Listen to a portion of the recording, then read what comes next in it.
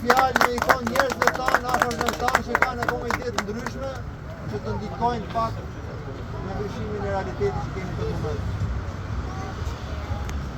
Si parë dhe një foni, po fatkesisht në ndodhe një papitur dhe personi nuk e erdi bot me materiali. Por nuk jemi mbledhur vetëm për të kujtuar. Sot jemi mbledhur për të dëshmuar.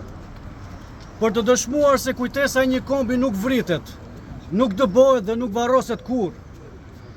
27 qershori nuk është thjesht një datë në kalendar. Është një plagë e hapur në shpirtin e kombit shqiptar. Është dita kur mijëra shqiptar të Çamërisë u përballën me spastrimin etnik, masakra, dëbime, tortura, gjenocid dhe humbjen e trojve të tyre stërgjyshore. Gra që humbën fëmijët, fëmijë që humbën prindrit, pleq që lanë pas varet e të parve dhe morën rrugën e mundimit me lot në sy dhe me zemrën e coptuar. Por sot ne nuk jemi këtu për të qarë si viktima. Këtu jemi për të ngritur gishtin akuzues drejtuar barbarëve që foshnja shqiptare Çame i konsideruan armiq dhe i masakruan pa ju dridhur dora. Këta çnjerëzor që masakruan 5.000 civil barbarisht, shumica pleq, gra dhe fëmijë, që lanë të vdisnin në urije 2755 të tjerë dhe që dëbuan me forcë 30.000 të tjerë, sot pretendojnë si flamurtar të demokracisë brenda Bashkimit Evropian. Ata mohojnë krimet monstruoze që kryen në vorbullën kaotike që kryejnë në Ballkan lufta e dytë botërore.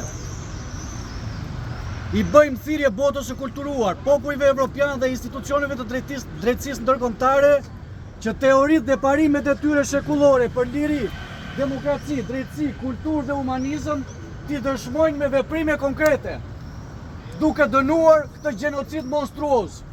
Për ndryshe këto parime rrezikojnë të mbeten vetëm fjalë pa peshë, përballë pa drejtësisë dhe vuajtjes së popujve. Ne denoncojmë gjithashtu edhe me mecët tradhtar të politikës shqiptare. I akuzojmë se e deshen aq shumë Çamërinë sa nuk e përmendën kur.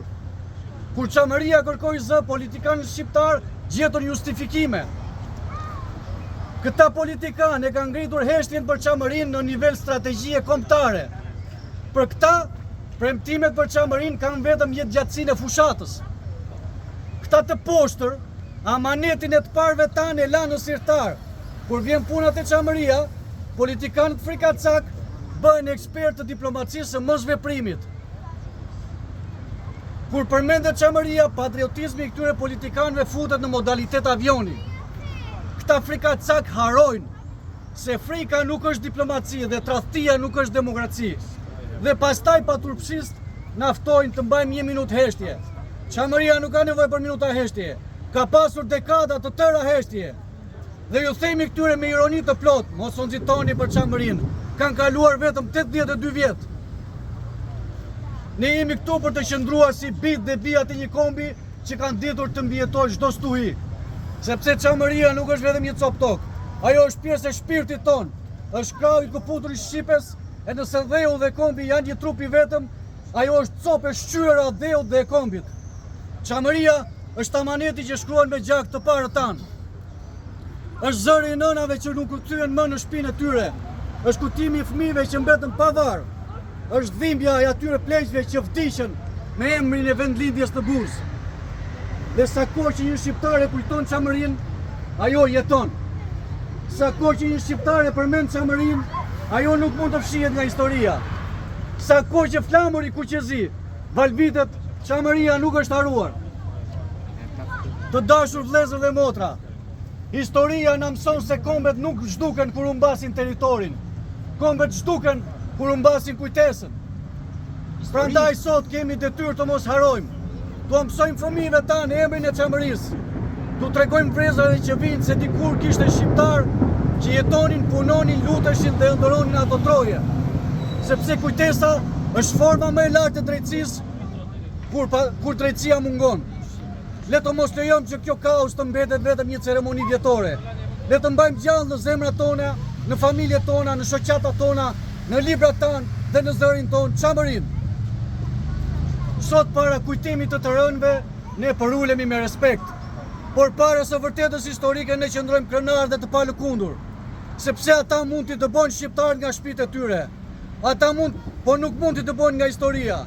Ata mund t'u marrin tokat, po nuk mund t'u marrin identitetin.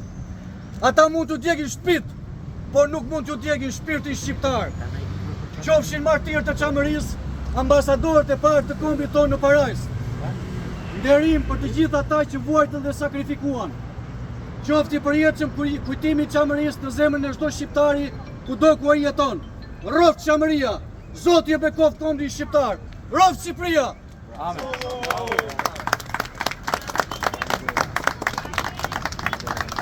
Kam edhe një